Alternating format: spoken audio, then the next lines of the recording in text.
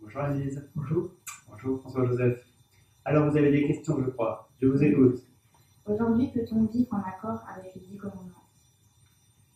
Oui, bien sûr, parce que les 10 commandements, on pourrait dire que ça, même s'ils ont été formulés il y a plusieurs siècles, donc la formulation, elle peut changer, mais au fond, ces commandements, ça dit quelque chose de très profond, j'allais dire du fonctionnement d'un être humain. C'est un petit peu comme un mode d'emploi de l'être humain, au fond. Quand on achète une machine à laver ou un appareil comme ça, il y a un mode d'emploi, et si on ne suit pas le mode d'emploi, en général, l'appareil va se détériorer. Eh bien, l'être humain, il a un peu un mode d'emploi. Hein, par exemple, tu ne mentiras pas. Bon, eh ben, ça veut dire que nous sommes faits pour la vérité. Donc, quand je dis la vérité, eh ben, je réalise mon être, ce pourquoi je suis fait pour la vérité. Mais si je mens, au fond, je m'abîme parce que je ne suis pas fait pour ça. C'est comme si je prends l'exemple, par exemple, d'une voiture de course. Si avec une voiture, une Formule 1, on va faire du tout-terrain sur les chemins, on va l'abîmer parce qu'elle n'est pas faite pour ça. Eh bien, nous, quand nous faisons quelque chose qui est contraire à ces 10 commandements, au fond, nous nous abîmons. Hein, encore une fois, si je mens, je m'abîme parce que je suis fait pour la vérité.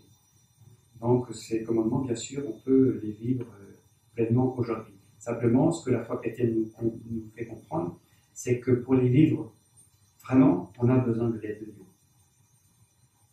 Alors, selon vous, comment l'Église vit-elle la laïcité à la française?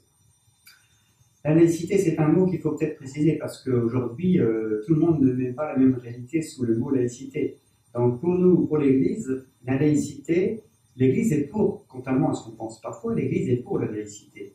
Mais il faut qu'elle soit bien comprise. C'est-à-dire que la laïcité, ça veut dire que l'État, ceux qui dirigent le pays, ils ne sont pas d'une religion ou d'une autre. Ils ont le droit, à titre privé, d'être d'une religion, bien sûr, mais en tant qu'ils gouvernent un pays, ils sont neutres. Donc, l'Église ne doit pas avoir un pouvoir politique. Donc, l'État, il est neutre. Mais là où il va y avoir une divergence, c'est que pour certains, ça veut dire que l'État est laïque, ça veut dire qu'au fond, les religions doivent disparaître du champ public de la société.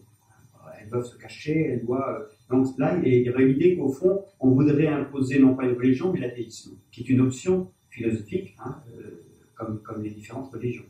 Alors que pour nous, la laïcité, l'État, il est neutre, il est indépendant, ce n'est pas les religions qui doivent lui dire comment gouverner le pays, mais il est là pour permettre ce qu'on appelle le vivre ensemble, c'est-à-dire que faire en sorte que dans la société, des gens qui soient de telle ou telle religion, qui soient catholiques, qui soient protestants, qui soient musulmans, qui soient athées, etc., puissent vivre ensemble et se respecter les uns les autres. Mais pour ça, il n'y a pas besoin de se cacher. On a le droit de manifester, avec un minimum de discrétion bien sûr, mais son appartenance religieuse. Parce que derrière, il y a l'idée que, au fond, l'être humain, il est religieux par nature. Donc, bien sûr, les athées ont tout à fait le droit de citer, mais il n'y a pas de raison de mettre à l'écart ceux qui ont des convictions religieuses. Ça va? Oui, bon. Merci beaucoup. Merci à vous. Merci beaucoup, à bientôt. Merci, à bientôt.